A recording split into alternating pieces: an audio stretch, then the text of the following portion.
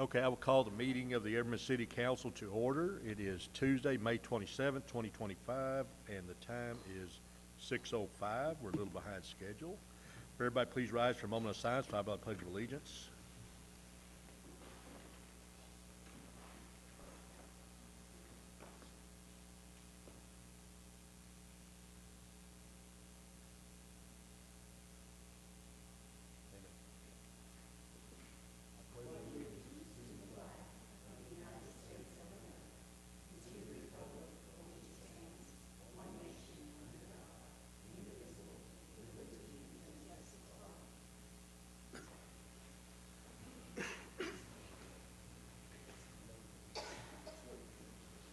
Okay, first thing on the agenda is consent agenda.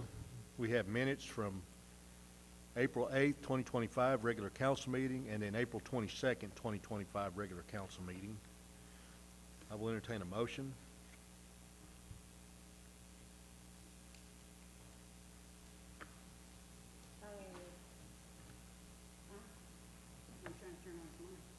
I move we approve the minutes as read. Second. Motion made second. Any further discussion? Poll the council. Place 2. Aye. Place 3. Aye. Place 4. Aye. Place 5. Aye. Place 6. Aye. Mayor. Aye. Motion carried. Next item is financials from April 2025. I'll entertain a motion to accept. I move we accept the financials of April 2025. Second. Motion made second. Any further discussion? Were they sent I have no clue. She was here. out? Okay, I know she was working on them. Okay. she is not here today. Mayor, let's table that, if we can, because she is not here today due to a family emergency, so. Oh, I move to table the financials of April 2025. Second. Okay, so motion been made and seconded? Yes. So we are tabled, Okay. correct? Yes. All right, so we're gonna move around just a little bit. We're gonna drop down to discussion items. Item B, staff report, the Mayor's Youth Advisory Committee Day at the City. All right, so this has been a fun time, and it's come to an end this year. We got a little bit of a late start. We weren't able to start with the Mayor's Youth Advisory Council until, when was it? January? February? So we only had a couple of months to spend with them, but it was a really good time. I got to tell you, we had a great time working with these kids. I think they had a great time, even though our time was short. We're excited for this next year. I just wanted to share with you, and if you don't mind sharing my presentation so they can see some pictures. So what we did for Day at the City, the students were able to come up and spend the entire day here at City Hall with us. And we started them off strong with filling a pothole. So one of the first things that we talked about when we met with them was, hey, what are your complaints? And just like any other resident, their main complaint was, hey, we want to talk about streets. So we brought in the streets crew. We talked about streets a little bit, explained to them, what it takes to maintain streets. So we put them to work, and they were able to work with our public works crew to go out and patch a pothole. Now, obviously, we couldn't put them in a roadway. They're kids, so we couldn't put them out there in the street. So we did find a pothole in a parking lot that we were able to go out and patch, but they were able to work side by side to patch that pothole.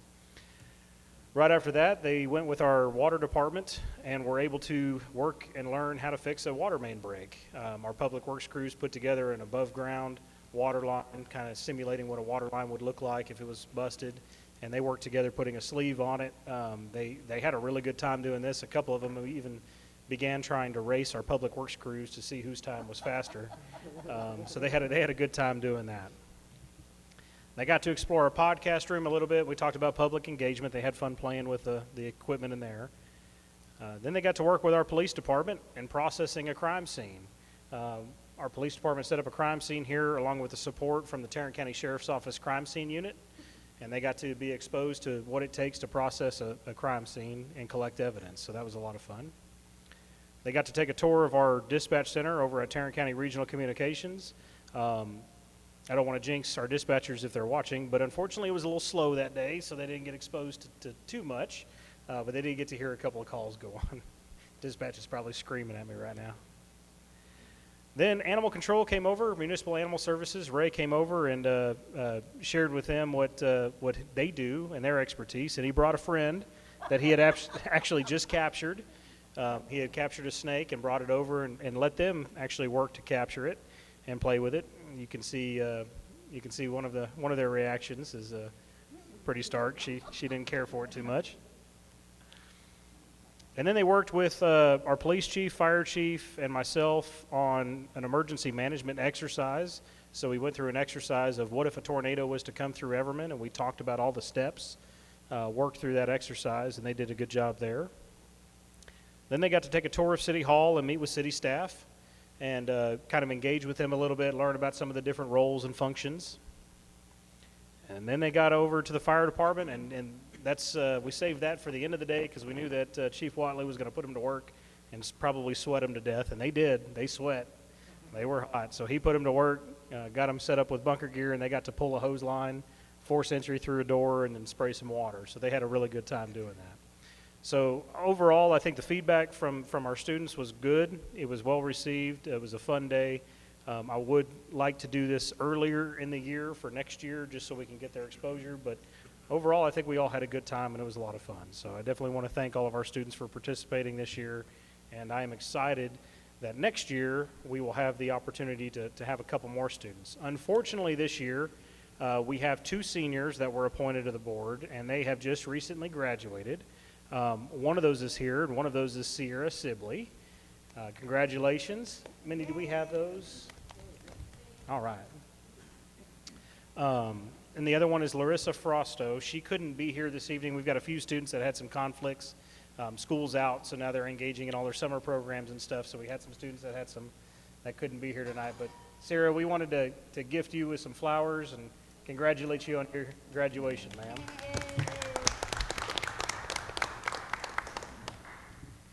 And that's all I've got for the report, if you're ready to jump down to the item. Craig, Yes, we will. She's Craig. about to make a presentation to you here in just a second. if I could add, I have to throw this in there. It was refreshing to see the engagement and the interest and the ambition shown by all the students on the advisory council. It was really nice to sit in the room with individuals that you could clearly see they cared, they had a passion for it, and I'm just blown away by how much they want to be involved. So props to y'all.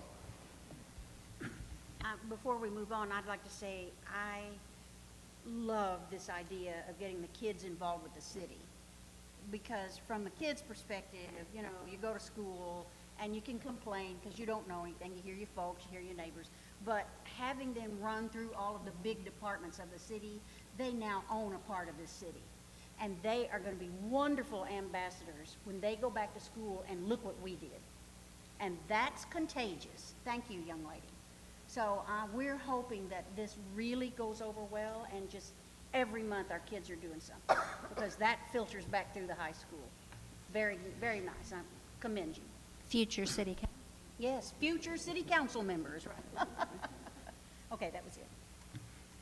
Okay, so we're going to drop down to consideration and possible action. Item B, presentation from the Mayor's Youth Advisory Council, proposed recreation center concept for capital improvement plan consideration. Come on up, ladies. And so while they're making their way up here, one of the things that we tried to work with them on, and keep in mind, we only had them for a couple months. This was a very short amount of time. But we wanted to challenge the students to put together a project that they could say at the end of the year they completed and were successful on. And so they picked a very large project of wanting to try to get the city council and the city to commit to some level to build a recreation center. So I'm going to turn it over to you guys. If y'all don't mind introducing yourselves to the council, and then I've got your presentation here. Just tell me when you're ready for me to move forward. Okay. Yeah. Just make sure you talk into the mic, okay? Okay. All right. Get very close to the mic. Thank you. All right. Next slide. It's going to show a picture of us and stuff. Alrighty, so I'm Sierra Sibley. I'm the vice president, and I'm a 2025 graduate. As y'all know, I participated in Young Life, athletics through the high school, Hope Squad, and I was also a part of the Texas Association for Future Educators. I was a nationalist, And I also am the vice president of the Mayor's Youth Advisory Council. Okay. Hi, my name is Leia. I'm also another member of the Mayor's Youth Advisory Council. I'm just a regular member there, but I'm sorry. Okay. I'm also in athletics as well. I'm so nervous. Okay. I'm also very big on helping the community with its problems and its needs. I like to help the community. I like to help the community in general. I'm also in NHS as well, and for that you have to get community hours and service hours. So I always help out and volunteer with the community, especially with the food donation at the supermarket. So I like to help give back to the community. So our project introduction. So our overview is, as you see, is just a multi-purpose area for the city of Everman. Our primary goal is to, I'm gonna save that for the next slide because I have a whole slide about that. So basically, yeah, I don't want to say too much. So basically, it is not a demanding necessity for the city. Of course, we know it's a lot of stuff that needs to be done before ahead of time. But we do want to introduce this because we think that it will allow the opportunity for Everman community to gain fellowship, to thrive, and it will be a favorable, definitely, in our city.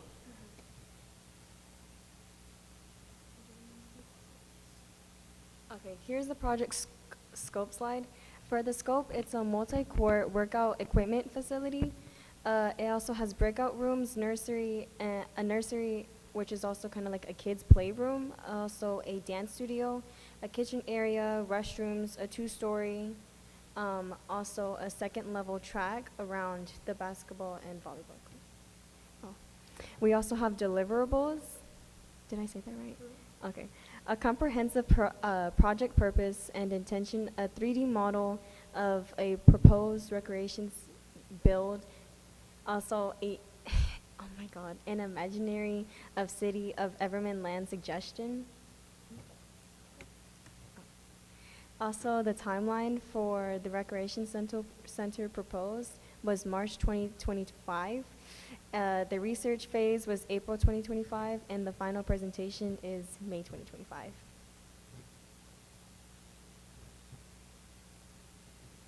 So the project and purpose,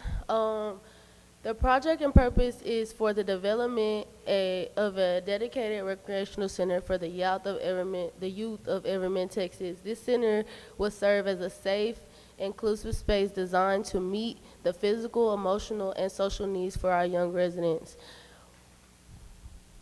With structured programs such as sports leagues, tutoring, mentorships, art, and life skill workshops, the center will provide a meaningful alternative to negative influence while promoting personal self-growth and civic pride.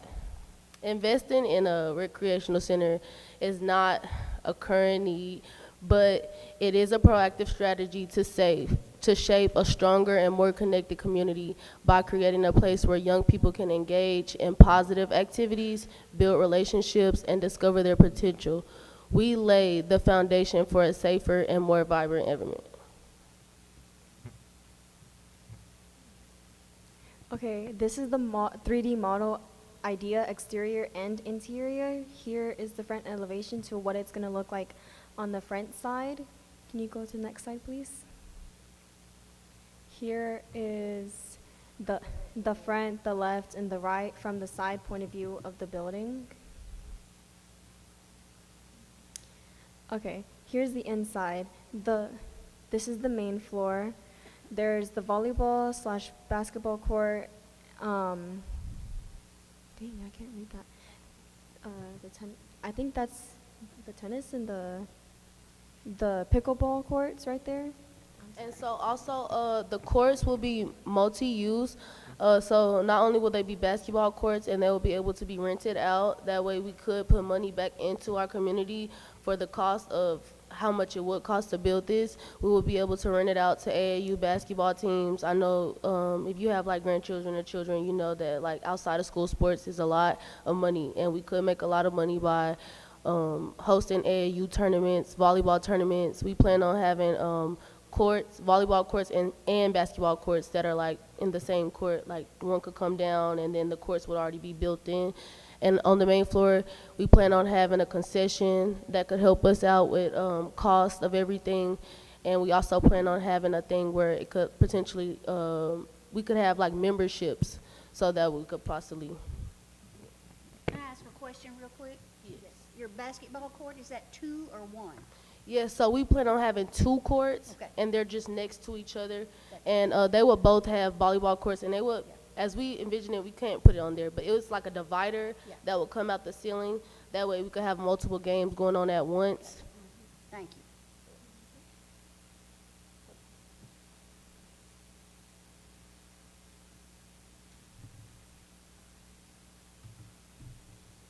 And that may be it.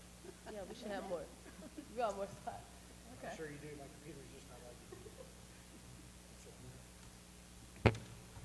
Keep going, do your best. Okay. Well, I'm gonna keep going, do my best.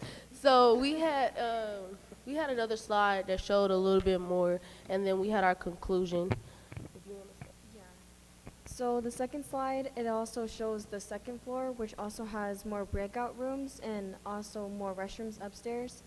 Also, we forgot to mention on the first floor, or the main floor, that's where the nursery, the workout room, and some of the party rooms will be held at, because they're all rentable as well. We thought it was a good idea to have the nursery and the gym, because let's say you're just wanting to work out, but you also want to have somewhere where your kids, because you don't have a babysitter, so you can have them right there, right beside you, and you can like check on them in case in the middle of your workout and not have to worry about that. I also want to mention, okay, got it. I also want to mention, just because I'm an athlete, I know that I travel at least like 2 or 3 times a week to like other cities surrounding, like Crowley and Burleson, because they have a rec center called like, whatever you want to call it, it doesn't matter, a rec center or a gym or whatever you want to call it, but it's just, I think it's something that will cause more attraction to Everman and positive attraction.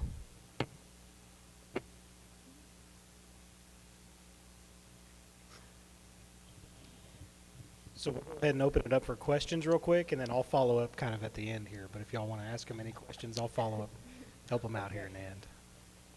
That sounds excellent. I've been talking to them about a rec center for years, so I think if we get enough people, maybe we can push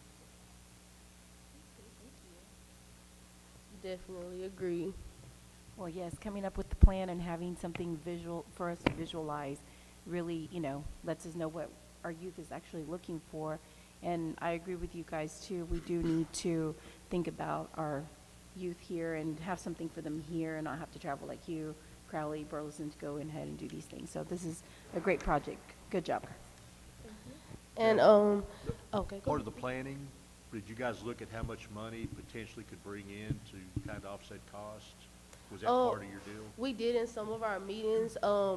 One thing that we did do, if we could pull up our presentation, we picked out a spot for land.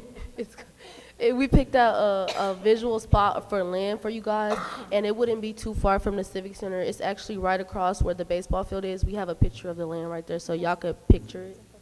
Yeah. So basically where the football field is right there is land that, it gets used every now and then, but I'm pretty sure a lot of people would be there if you could actually build our rec center there. Also, we feel like that place, that spot of land right there for the recreational center would be, what's the word? Convenient for and safe for the community, because it's right there. Some people can just walk, because most kids, especially for this basketball court right here, they walk to be able to play, and so we're thinking about having it there to where it's convenient for everybody to see, because these streets right here are considered the main roads for Everman that it's mainly used. So it would be a great idea to have it there as well. Also having our resources close by, like our police department, our fire department, all of that, somewhere where it's not hard to access, where everyone's able to get in and get out, basically. So do you envision this just for youth, or could an older person come and use this? No, definitely an older person could come and use it too. Not just for youth, like we said, like we were talking about, like hopefully being able to like place memberships. Like it'll definitely be like gyms and stuff too. And we also, that's why we included the second floor as well. It will have elevators and all of that to it, because downstairs is where we plan on doing like the party rooms to be rented out and the AAU. And so we also plan, I don't know if you can see, but like we also planned on having like a glass area up top to where that if you wanted to just look down and look on what's going on beneath, you don't have nothing to do that day, just come out, you know, watch. It'll be pretty cool. Thank you. Any more questions?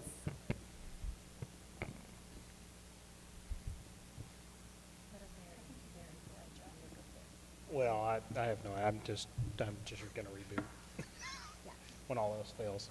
So I want to follow up. I do want to highlight that, we obviously they worked really hard to put this together in a very short timeline. I do want to thank Grossman Design Build.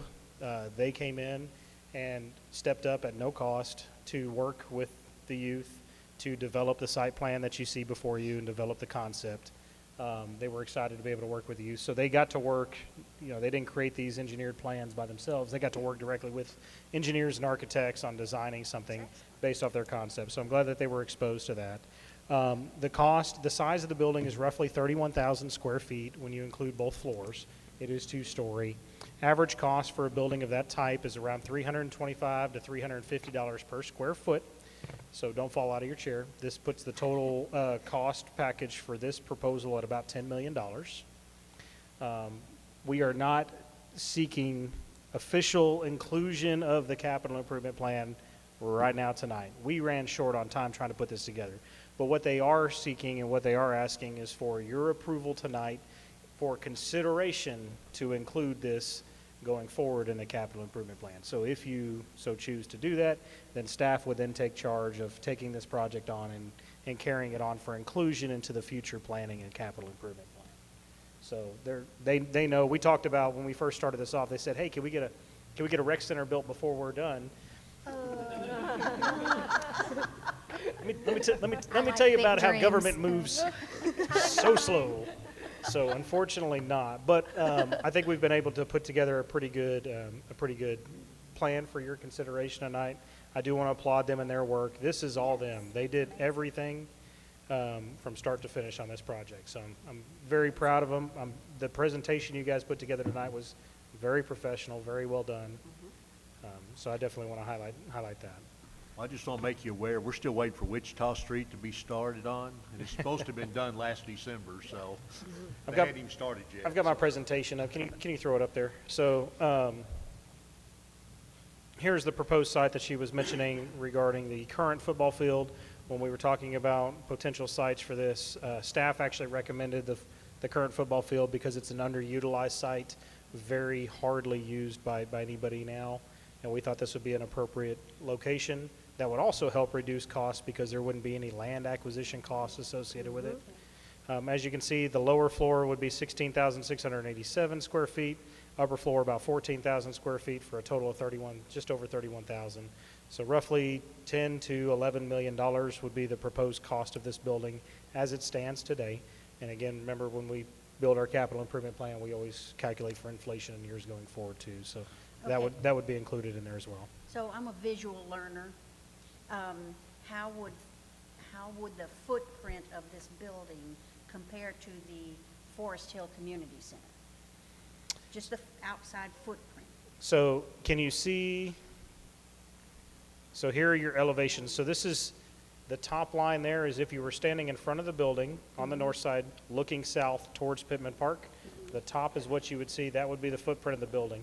What you can't really tell on this drawing, it doesn't, let me show you. That's okay. You see where the front door is? Kind of in the middle of the top drawing? Okay, the elevation is not even there. There's a little line that goes from there and kind of continues down left. That's actually ground level. So some of this would be dug up and put almost like a basement, would be put down low. So when you walk into the building, you're actually walking into the main floor upper area where you'd be able to walk around and see things with a lower level surrounding the courts. Okay, so also, that looks like a footprint to me. So we're looking down at Yes. the building. So looking down at this building, how would that compare, looking down on top of the Forest Hill Community Center? It would be approximately 3 of our So Forest Hill would be about 3 of ours, footprint wise. Are you talking about comparison, like how much bigger ours would be than theirs? Not bigger, I just want to know how ours would compare to it. So if we were to draw Forest Hills Community Center on paper, and then we also had an outline to scale, and we also had one of this proposal, and we put them on top of each other, how would ours compare footprint-wise, one outline on top of the other? I don't know if I'm making this clear. Generally speaking, I can tell you that size-wise, I have no idea. I don't know the size of their building, so I can't compare size-wise. Layout-wise, I can tell you that the Forest Hill Civic Center is very square. And so it has the center room with the what used to be basketball courts, which serves as their ballroom and event room, with rooms entirely surrounding the building. This one will have the basketball courts off to the side with multi-purpose rooms. In the middle here, I tapped my computer, sorry. In the middle here, you kind of see that there's rooms. Those are the breakout rooms they were talking about for studying, dance studios, multi-purpose use. Lower left of that screen, there's a volleyball court and a pickleball court that are down there, in addition to the basketball courts on the right. Then you've got the gym areas, locker rooms, and everything there in the middle, and then a large event space up top for renting out for if you're hosting any large parties at the space, if you're hosting sporting events there and you need a space for them to go, whatever event space we need to run out. So the layout is slightly different. Size-wise, I don't. Forest Hill's 33,000 square feet. So 2,000 square feet bigger than what we're proposing. Okay, thank you. But we would That's the better picture I utilize, need. we would better utilize the upper floor too, Oh, yeah, compared to what Yeah. Forest Hill has. I like the idea of the upstairs indoor track. Yes. Because the senior citizens can use it during the day when everybody's at school. Especially when it's really hot outside and y'all don't want to walk the track. Also, when it's raining, when it's raining outside, it doesn't allow citizens to be able to walk the track. So that's why we also thought it was a really good idea to have it on the second floor as well, so citizens wouldn't have to worry about weather. Okay. So the two, the staff is saying to maybe consider the old football property, used property. And then y'all are considering using the area where the arrow is? Is that what we're looking at? Yeah, so the area right in front of the Civic Center in the park right here, where the football field is, we are considering using that land right there. So we're talking Just about the so- same spot. Okay, Yes. okay. And you already have a parking lot. It's the red square. That was where I was So, going. You already because have a parking lot, so the you don't need to. proper, do the that. place on the right where the arrow is, I thought that's where y'all were looking and went, proper, parking is gonna be terrible. Yeah. But the space where the football field is would be much better. Okay. Exactly, Yeah. exactly, right next to it. Boy, that must So- have been taken during the dead of winter, look at that. Again, if all they're seeking tonight is for your approval for staff to then carry this on, obviously there's a significant amount of work still to go into it, including the business models, rental cost, all that stuff would have to be factored in. Obviously, 10 million is not sitting in the bank, so we're not pulling the trigger on this anytime in the next year or two. This will take some significant planning, but they're aware of that. And all they're seeking and their goal is to have your commitment to consider this as a project to be included in the capital improvement plan. Okay, one more comment before we make our consideration. If and when we get this approved and built, I would like to see their names on the plaque because they brought this up and they're pushing it. And I think that would help just y'all be a part owner of it because your name is on the door. I think that's a really good idea.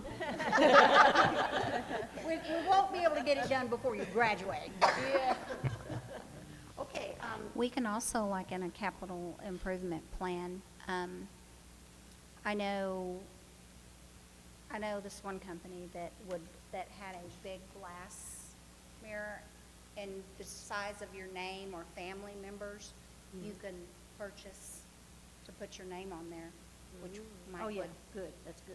help for our community to be able to say, hey, I had a hand in this. So do you need a proposal, a movement, or what do you need?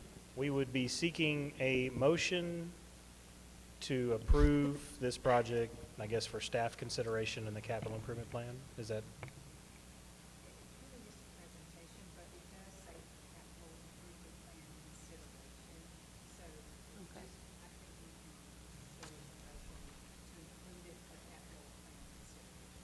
Okay, cool. In that case, I move that we add the proposed recreation center concept for the capital improvement plan consideration. Second. Motion been made and seconded. Any further discussion? Poll the council. Place 2, Aye. place 3, Aye. place 4, Aye. place 5, Aye. place 6. Aye. Mayor, Aye. motion carried. I just want to say that's a really huge accomplishment for y'all. Congratulations to you.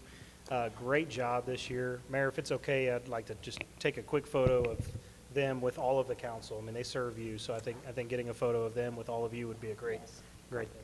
Just remember, if and when this happens, you got to show up for the ribbon cutting. Oh, definitely. I'm there.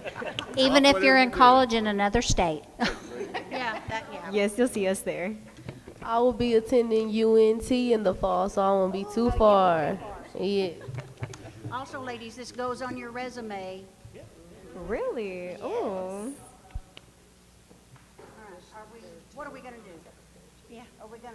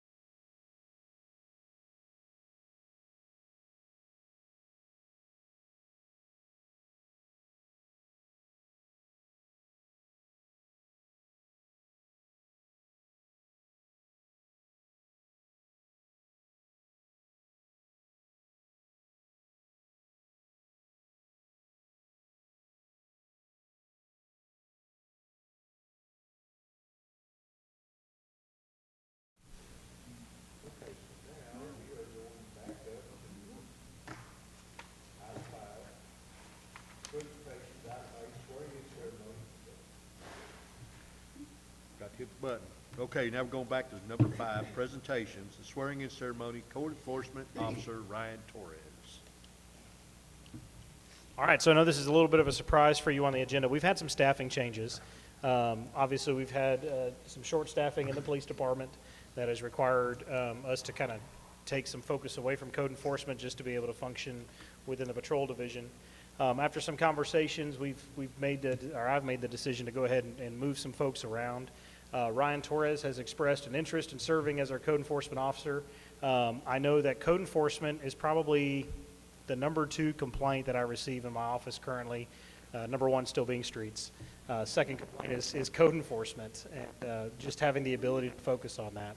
So Ryan is very driven and excited to serve in this role. I had a good conversation with him prior to approving him to take on this responsibility, and he has expressed that he is excited to be able to get out, work with the citizens, try to gain compliance, and do everything he can to help clean up our city and to make it a more beautiful, vibrant community that attracts quality residents and quality businesses. So I'm excited for him to engage in this role. He is not currently certified, so there is going to be some training requirements. He has started today, as a matter of fact, kind of getting exposed and orientated to our softwares. We're going to send him to the certification school to get him certified, and he is going to be working with our staff along the way, getting that taken care of. So I'm excited for him to be taking on this role and putting a heavier focus on code enforcement, because I know that's a big complaint, likely from a couple of you. What has he done before? I'm sorry. I'm sorry. Where did So, he work in the city? Ryan before? Torres has been with the city for 5 years, 6 years, 5 years. Worked in our water department. Okay. So, yeah. So he's been with us a little bit. He's a veteran. So Mindy is going to swear him in, and then Chief Brooks, I've got this for you.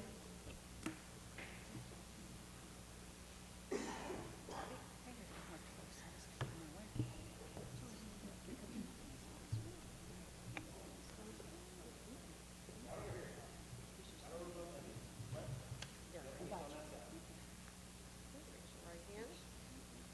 And I state your name. I, Ryan Torres, Do solemnly swear do solemnly swear that I will faithfully execute the duties of that I will faithfully execute the duties of the office of the City of Everman Code Enforcement Officer, the, what? the office of the City of Everman Code Enforcement The Officer office of the City of Everman Code Enforcement Officer of the State of Texas, of the State of Texas, and will to the best and will to the best of my ability of my ability preserve, protect, and defend preserve, protect, and defend the Constitution the Constitution and laws and laws of the United States of the United States and this state. So and help this me state. God. So help me God. Congratulations. Thank you. You're welcome. Thank you.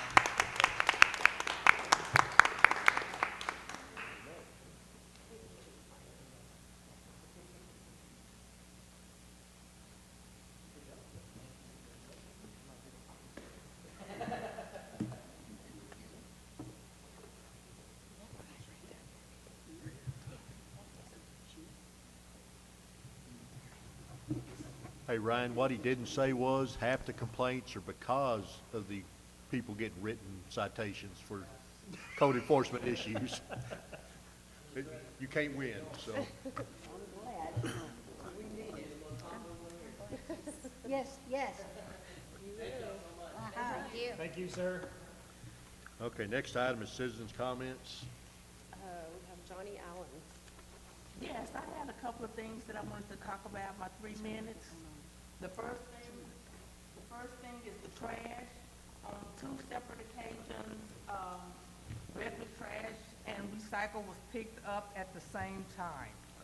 Now, I know it could possibly happen once, but this was twice, and that was within a week apart. The second thing is they didn't pick up one neighbor's, all of his trash. They picked it up the following week, and I think that's unacceptable because there's no reason why that should not have been picked up. The second thing I wanted to talk on was the memorial for, regarding Memorial Day. I think that we need to show our military that we appreciate them for their bravery, the men and women that have died and sacrificed for this country. And I think going forward next year, maybe we need to schedule a walk, if it's only to walk to Forest Hill, to schedule something with them. The third thing is reimbursement for council. I think we need to review the procedures because they're not being followed, and there are no responses to emails, and there's a breakdown in the communication. Thank you. Next item is discussion items. Item A, monthly staff reports. First one being police department.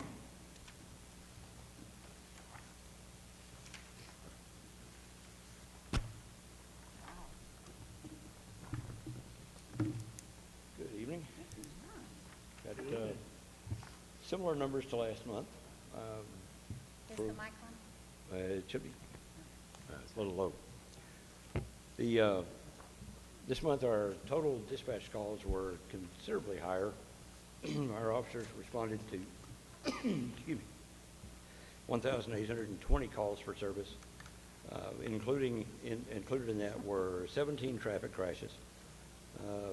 2 of them were major, 9 were minor, and we had 6 hit and runs. It was a big month for hit and runs. We had 11 alarm calls, 9 from businesses, 2 residential alarms.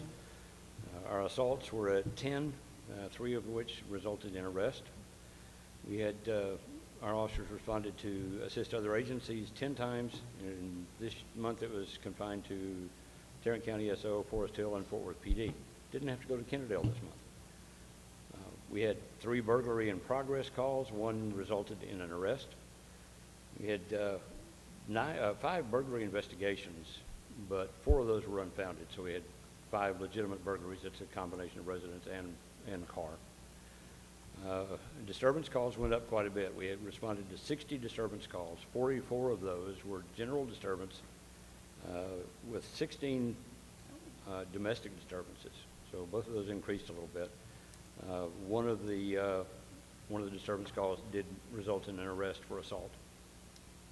We responded to 1 deceased person, 12 fight calls, 6 of which were school-related, 6 were everywhere else in town. 10 calls involving the mentally ill, 8 parking violations, 4 prowler calls, responded to 2 shots fired calls. We had 4 stolen vehicles, 2 of which were unfounded. 1 of them was a recovery. We had 20 suspicious persons or vehicle calls, a combination of the 2. 11 thefts, 5 of which were unfounded. So we're getting a lot of calls where people are thinking it's one thing, and when we get there, we find out it's actually not. Frequently, it's a civil dispute that they think is going to be a criminal act. 3 threat calls. We had a total of 8 arrests, and the traffic enforcement activities in this month yielded 80 citations and 53 warnings. We would like to welcome Ryan Torres under the police department umbrella, switching from public works to code enforcement. We're looking forward to what he's going to do. We know he's excited and fired up to help beautify the city. As City Manager Spencer reported, Officer Dabbs, Scott Dabbs, will be transferring into, that is very hard to get used to saying, by the way. Scott Dabbs will be moving into the school resource position when school resumes, but between now and then he'll be serving a patrol function as Ryan takes over the code enforcement duties. Really looking forward to that. Our Assistant Chief Thompson and Detective Morgan had a great time working with the Mayor's Youth Advisory Council. They enjoyed setting up the crime scene in here. They reached out and contacted our partners with the Sheriff's Office Crime Scene Unit. They were happy to come out and be a part of it. We instructed them on exactly what all the processes are that they go through, gave them a good hands-on feel for what it is to process a crime scene. And after they did all the photographs and all this, and they marked them and went very meticulous through everything, they discovered they had missed one. So they learned quite a bit from it, and they did seem to enjoy it as well. But I think our people got more enjoyment out of doing it. Any questions? Is there a vacancy with the school resource officers? Is that why Dabbs is going to that position? There is a vacancy. We have 3 vacancies right now in the police department that we're trying to fill. We had to pull Officer Ray out of the school to put on the street. Now we're moving Dabbs over and transitioning him in preparation of the upcoming school year. Out of the disturbance calls, is that in Everman only? Yes. 60? Yes, that's within the city. And that can be, it can be a noise disturbance, it can be a fight, it can be a domestic disturbance. Disturbance is a catch-all. And on a suspicious person, is it in the same area, or, I'm just wondering if there's like, you know, a prowler or something, do you like notify the neighborhood? We did have a couple of prowler calls. It depends on what the situation is. If we get there and can identify that there is some activity that the neighbors need to be aware of, absolutely, we can notify them. But for the most part, we frequently find it's a noise. And we can usually identify what the noise was. I mean, it can be a dog hitting a trash can. It can be just a car making a noise that they didn't expect to hear, things like this. It's just something out of the ordinary. And we have no problem at all. We get people all the time that call us. We go out and they say, I am so sorry to bother you. It is not a bother. It is why we're here. If you see something or hear something that you don't recognize, call us. We would rather come out 5 times and find nothing than not get the call the one time we needed to. So call us. That's why we're here. We don't mind coming out.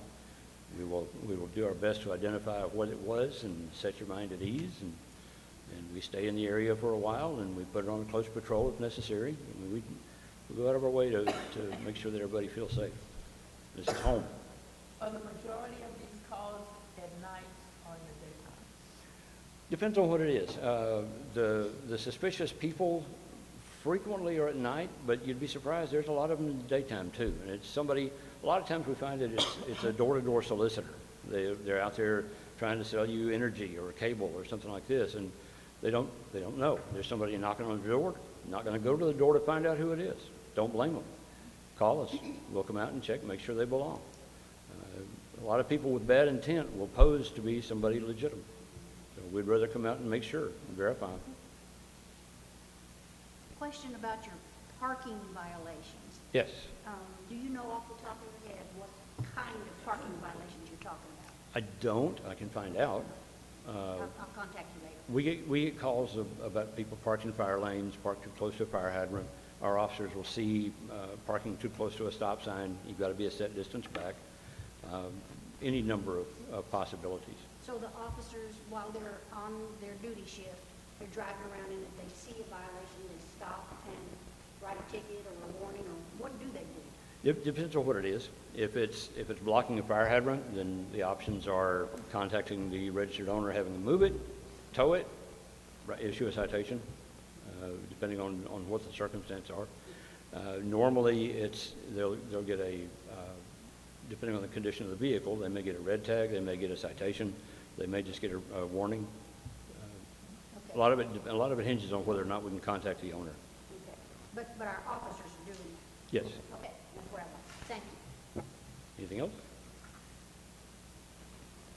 Thank you.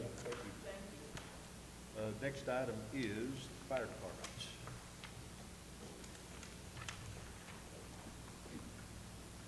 Mayor, council, good evening. All right, so got a report for April 2023 to present. During that time period, we had a total of 127 calls for service. The average response time for those calls, including county jurisdiction, was 7 minutes and 56 seconds. I know that's higher than normal. We had a number of calls that were extreme distance from our station. We assisted with one that was almost on the Johnson County line for a grass fire, and then going to the outskirts of Crowley. So they do take a lot longer, and our software doesn't split it up. So every call for service goes into that equation. So there's a few that will skew those numbers dramatically, unfortunately. So, but within the jurisdiction, you can still, I'll do a sampling and still see for an address that's within the city, we're still typically 3 minutes and 20 seconds is what our general response time is. The dispatched en route or the shoot times is 1 minute and 10 seconds. The total overlapping emergencies for this time period was a total of 17 times, or 14% of all calls. The response breakdown, fire type calls, we've, knock on wood, they've reduced for this time period down to 8. We're anticipating a overactive grass fire season due to all the rain. The vegetation's growing up. It's going to get 6 foot tall, and then we'll hit our dry spell, and then we're going to have a very ferocious grass fire season. So we're preparing for that now. It's just to be expected. Medical emergencies were a total of 98. MVAs were a total of 8. Hazardous conditions 3, and then other falls into 10. For staffing, we are losing 1 firefighter paramedic starting June 1st. He has an opportunity to go, it's been a lifelong dream to be a flight medic for a helicopter EMS. So he's got that opportunity, so he wants to pursue that. We support him in that. We were already in a hiring process for 1 qualified candidate in the hiring process. That was firefighter paramedic. So conveniently enough, all he had to do, what left was his chief's interview and medical screen. So we knocked that out, and so his start date is going to be on June 7th.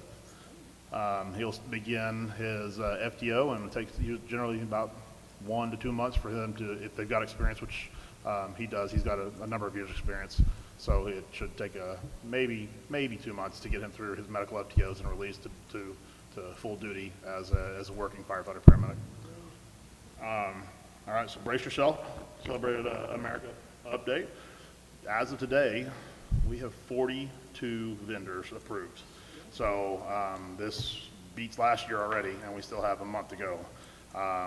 And we've got a lot of food and a good variety of food.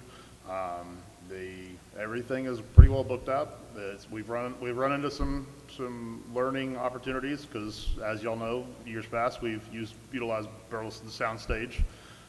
This year we have our own stage. It's beautiful. I love it, but I'm not totally well versed on live sound, and we're providing our own sound. So if anybody had heard, I'm sure the mayor had heard the speakers going at full tilt. That was because I was testing it and getting with our sound guy, because we're trying to perfect so that we can put on the best show possible for everybody. So we're diligently working on that. Yeah, I think you blew our sound or our sign breaker out here, by the way. Whoops. But it made for a good video for Logan. So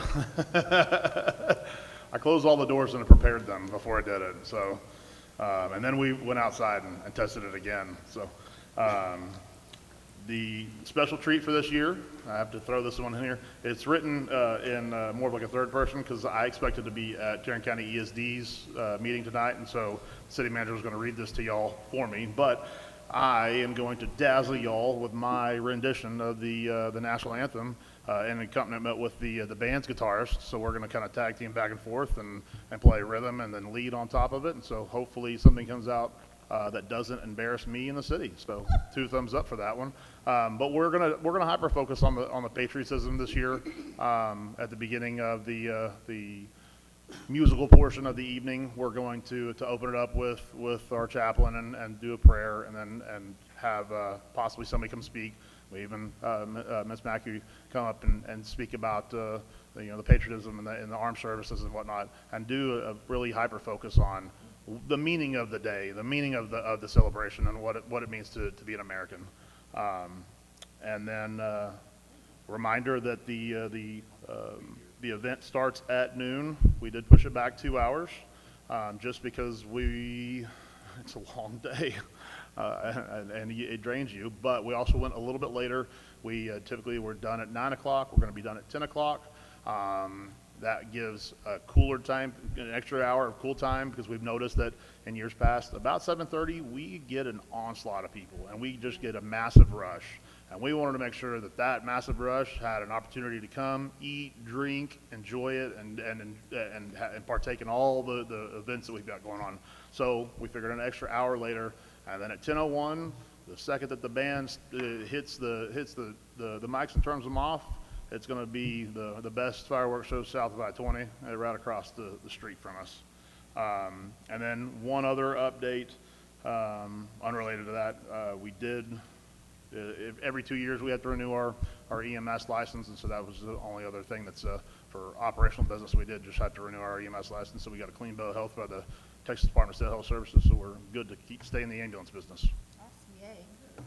What's the date for the Celebrate America? Saturday, June 28th. 28th, okay. Would you prefer if Ron Burgundy said it? Or Don Burgundy, might I say. And you can expect an updated publication this week with the announcement of the band. Okay. Thank you. Nice job. Any questions or comments?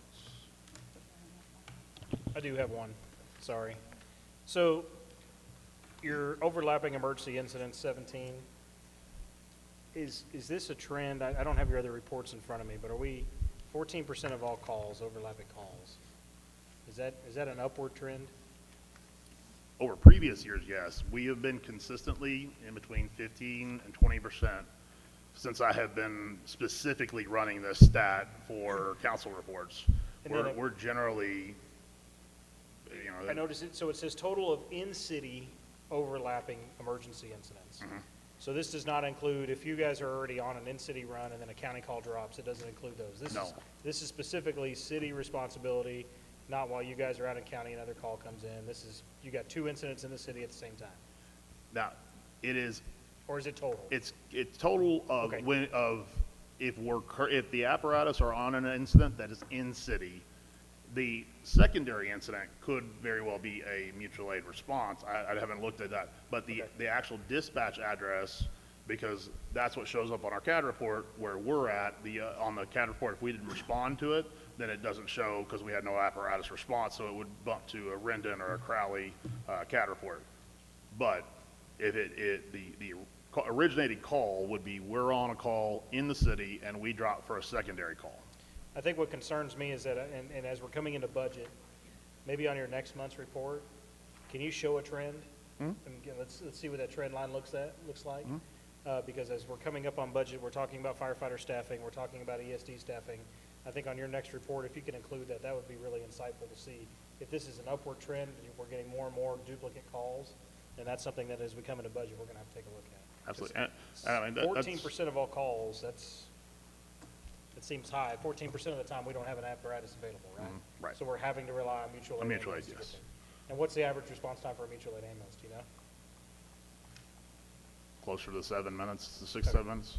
Yeah, I think if you can put that on your next report, I know it's gonna take you some work, that's why I brought absolutely. it up, but I think that'd be interesting to look at. And that's what plays into the basis to have 5 to 6 man staffing with the immediate, and we've had to, actually that was a part of the dishes renewal. They had to come up with an updated staffing model because we do have 2 ambulances in service technically, even though one is in reserve. We have to have a staffing model that would say, how would you staff this if you were in a crisis situation? And that would be, we would peel off, if we have 3 guys on the ladder truck, those 2 guys that are not driving it, their job is to run that secondary medical call that would ensure that we have coverage in our city no matter what. So. Do you have any candidates for the position that's going to be open? Say again? Do you already have any candidates for the position that's going to be open for the individual that's leaving June 7th? So currently we have 1 open position that was recently vacated.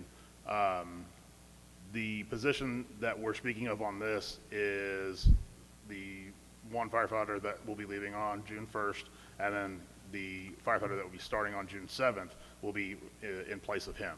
So that would leave us still currently 1 position down.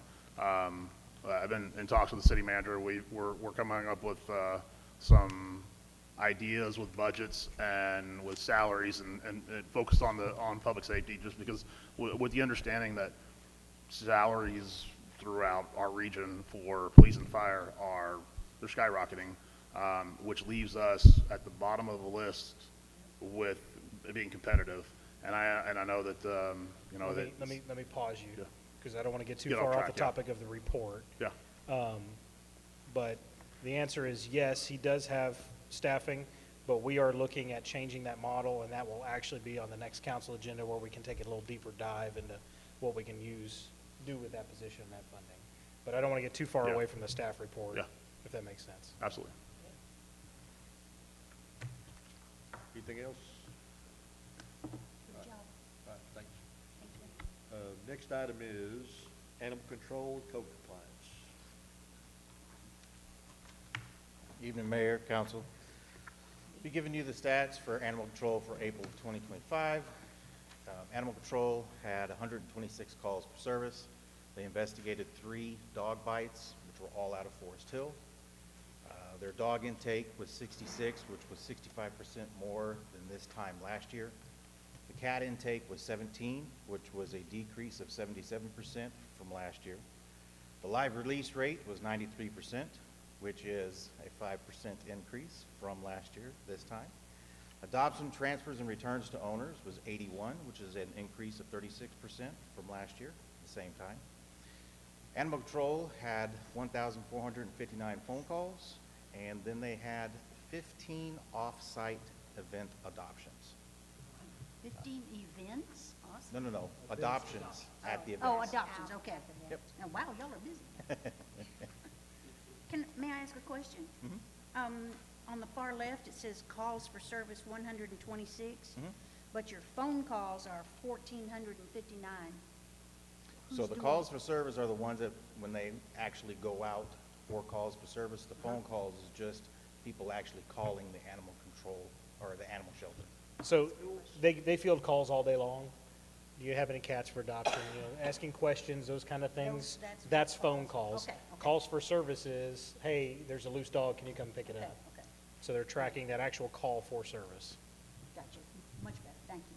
Yes, ma'am. So a lot of phone calls. I just want to highlight that live release rate of 93%, up 5% over last year. Yep. Being above 90% is huge because just a few months ago, we were at, what, 70%? 70-something percent? So just having a live release rate that high is a great sign.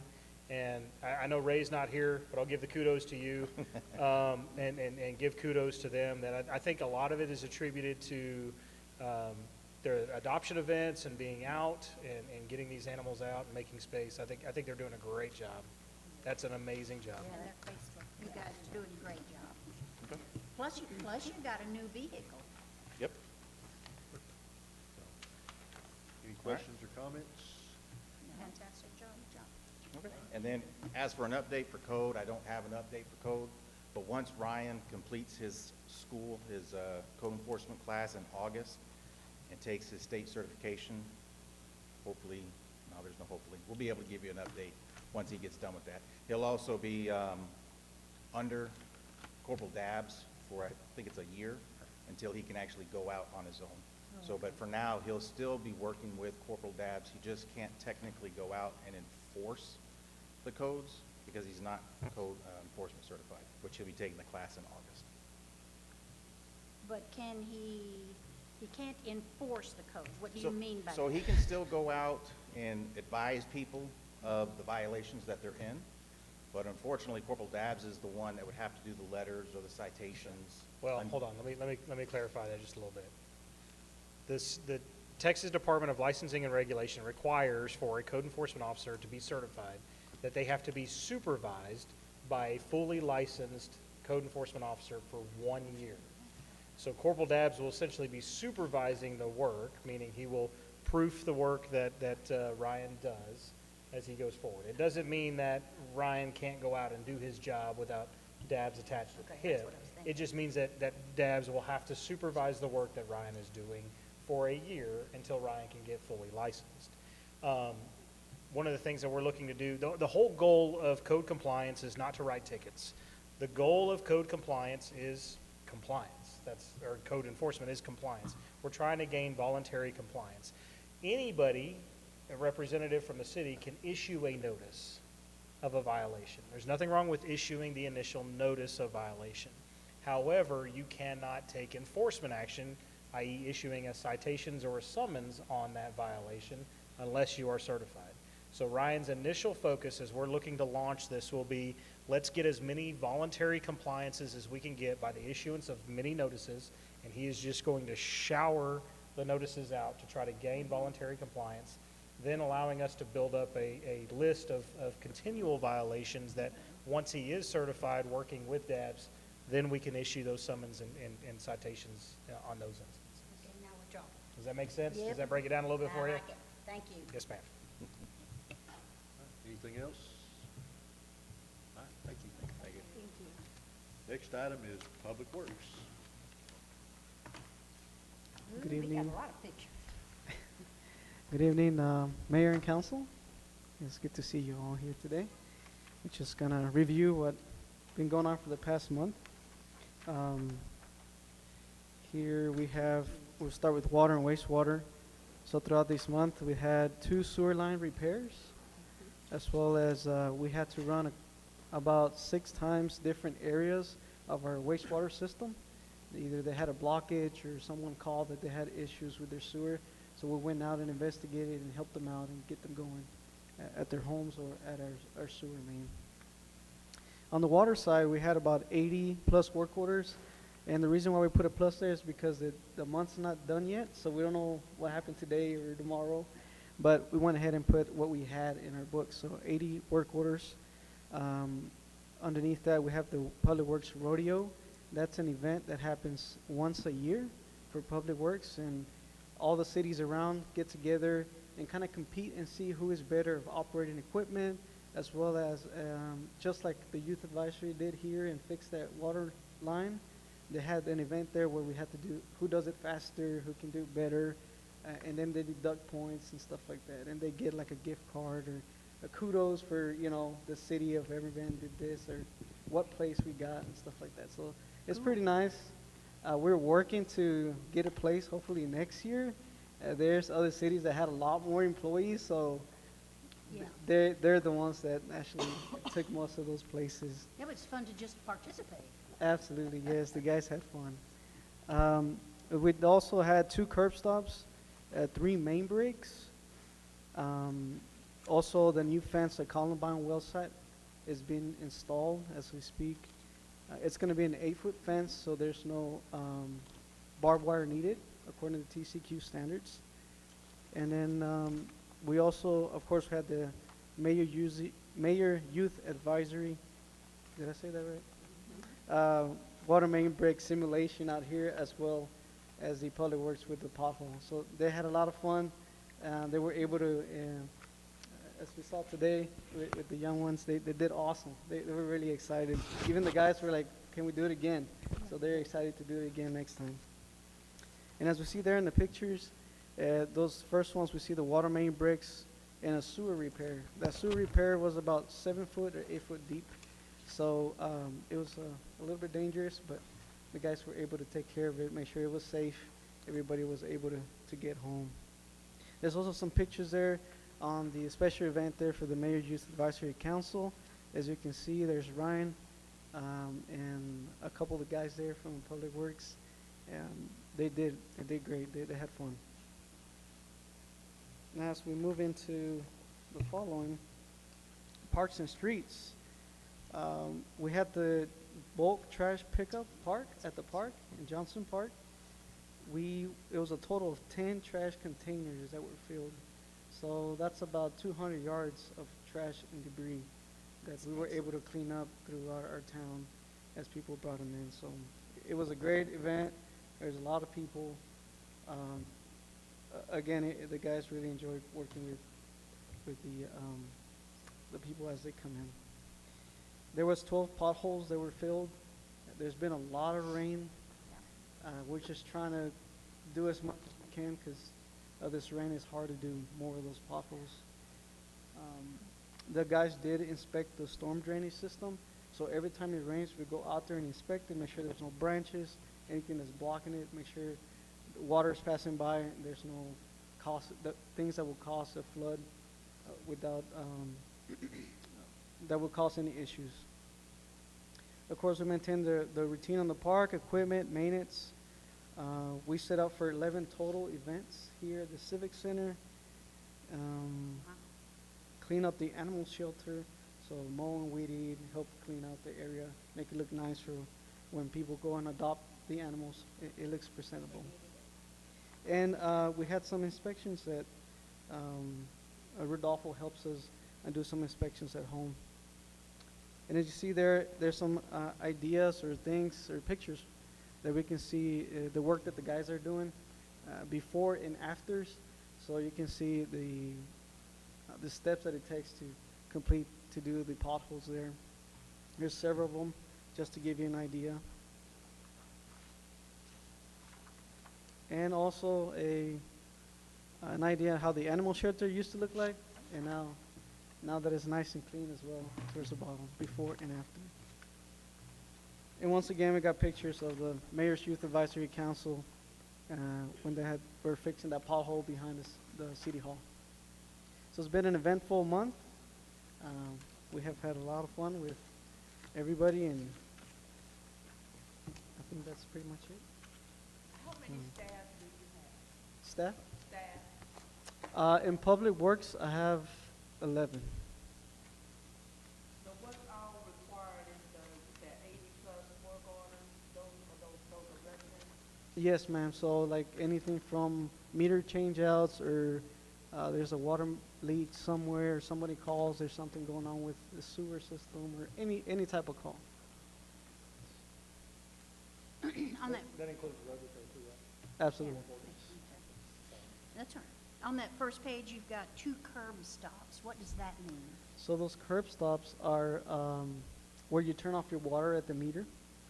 Those are the ones we change out sometimes because they get corroded over time, over the years.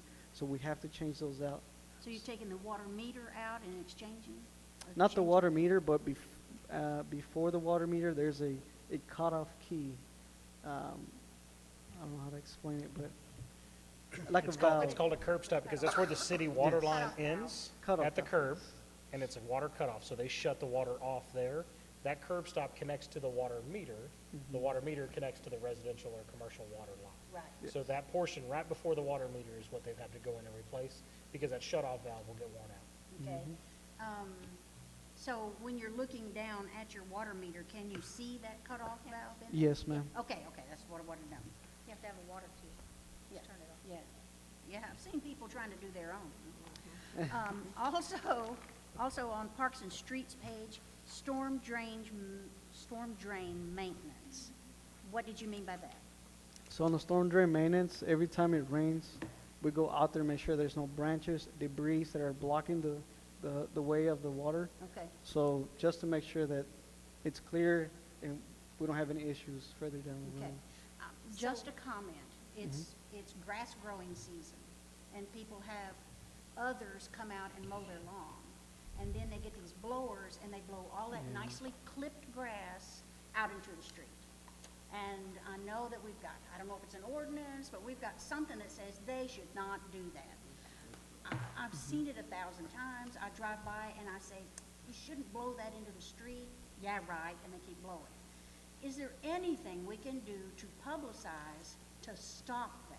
So every quarter, according to our MS4 program, we are reminding our how do you say, customers or? You know, MS4 residents. requires us to Our do every quarter a publication, and so we do that through social media, website, and then they put it in their newsletter each time too, encouraging folks not to do blow grass clippings or things into the. Could we into put the it on street. the marquee also? I Sure. just think it needs to be in sure. their face. Not to be ugly, but I'm gonna be honest, many people don't bother to look at the website. They don't read their water bill note. You know, so you know your water is gonna be paid online. You don't read that thing. You look at it, oh, it's $98, and you toss it in the trash. And so I just think we need something a little more visible. They stop doing that. Okay, that was it. I just want to put that bug in your ear. Thank you, ma'am. I have a question. Yes, ma'am. On cleaning out drainage, does that include culverts for people's driveways?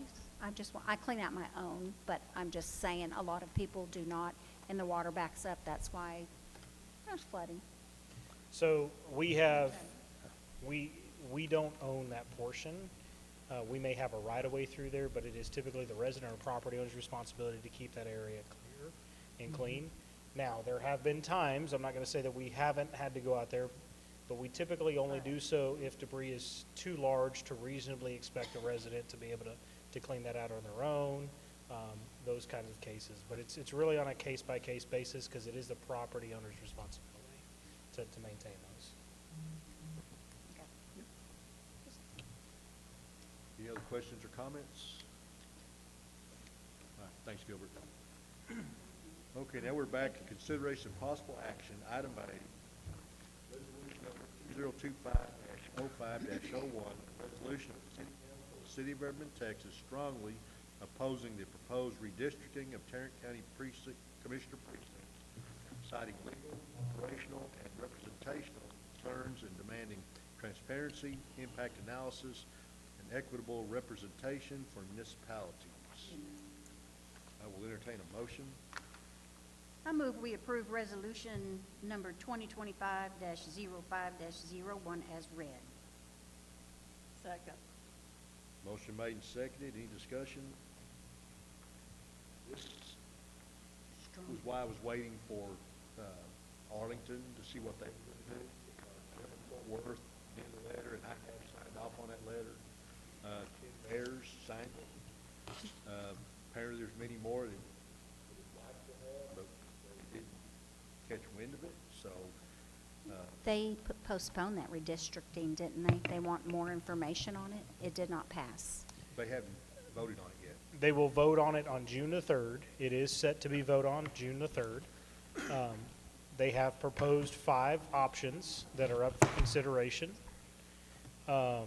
This, just so we're clear, so this resolution that the mayor asked us to draft stays away from any partisanship, because that is something that we and the mayor have wanted to avoid, is that this is really not a partisan issue. It's an operational issue and a legally flawed issue and a constitutional issue. From staff's perspective, there are significant concerns that if any of these redistricting plans as they're currently proposed do pass, we do not feel like there is any avenue for the city to be able to continue to maintain streets within Precinct 1, because Precinct 1 will no longer have a maintenance garage or the ability to maintain streets. We don't have the staffing or the ability to do that on our own. That's one of the biggest reasons the transportation projects and delayed. That's one of the biggest reasons why many of the smaller communities are really opposed to this, is because there just hasn't been enough time for us to engage in the county with any conversations. We've tried to engage with county staff, but quite frankly, county staff isn't aware of what the plan's going to be moving forward. So there just is no information out there regarding what the expectation is after redistricting happens, if one of those 5 proposed maps get passed, on how we will have the ability to continue to maintain streets without the support of the county. And that's one of our biggest concerns from a staff perspective, in addition to the legally flawed process that they're going through. And frankly, what several attorneys have reviewed from many cities and have said it's just unconstitutional, the process that they're going through. So All 5 maps, we lose our maintenance facility. So any changes, and it's detrimental to the city of Everman. So, that being said, would you poll the council? Place 2, Aye. place 3, Aye. place 4, place 5, Aye. place 6. Mayor, Aye. motion carried. Next item is executive session. Texas Government Code Section 551.074, personnel matters, to deliberate the appointment, employment, evaluation, reassignment, duties, discipline, or dismissal of a public officer or employee, to wit, city manager. Time is 7:23, and we are in executive session.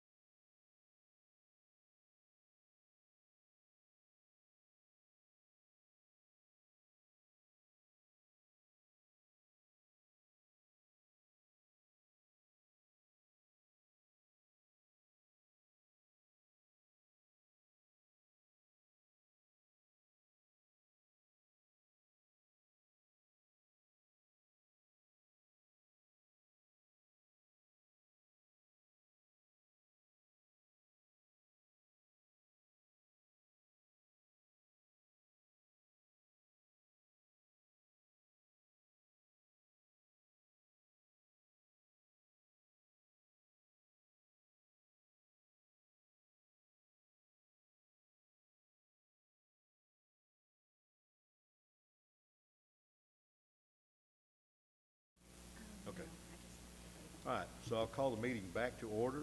The time is 7:29. I will entertain a motion from executive session. I make a motion that we authorize the mayor to execute a First Amendment to the city manager's employment agreement to provide a motor vehicle for the city manager's professional, official, and personal use. Second. Motion made and seconded. Any further discussion? Would you poll the council? Place 2, Aye. place 3, Aye. place 4, Aye. place 5, Aye. place 6. Aye. Mayor, Aye. motion carried. Next item, city manager's report. I don't have much other than keep an eye out on your emails. We are getting very close to launching the new website, so that may be coming here very soon.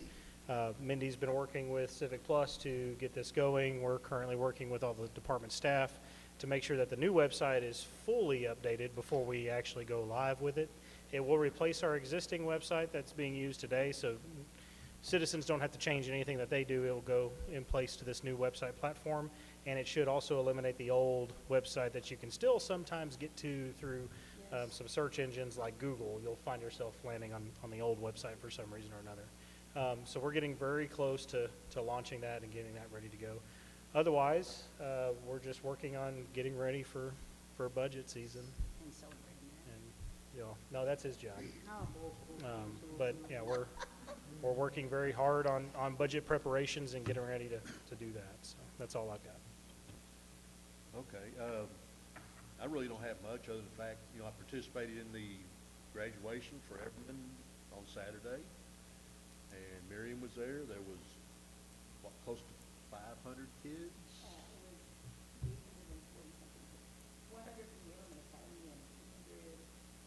Okay, I was told there was over 400 and something. So, okay. Quite a few kids graduated, and, you know, very impressed that over 100 of them came from the Everman Academy. Starting out with 12 graduates. It's kind of neat being up on stage and shaking their hand, and you could actually get a feel for each kid as they went by, because some of it look you right in the eye, give you a good strong handshake, others with their heads down. I mean, I knew who I would hire and not hire right off the bat. So some of these kids were raised correctly, but very impressive. So I'm glad the school district let me be a part of that, and it allowed me to spend some time with Councilman Nettles and talk about some issues, and allowed me to get with Dr. Donaldson, talk about some other things. So those things are always good when those things happen. So other than that, this week I'll be in the emergency management conference all week. I didn't go today because I'd only been able to attend one of these seminars in order to be back here in time. So, but I'll be hitting it hard and heavy tomorrow, and I'll be brain dead by Friday. So Where is it being held? it's at Fort Worth Convention Center. So other than that, that's all I have. The time is 7:32, and we are adjourned.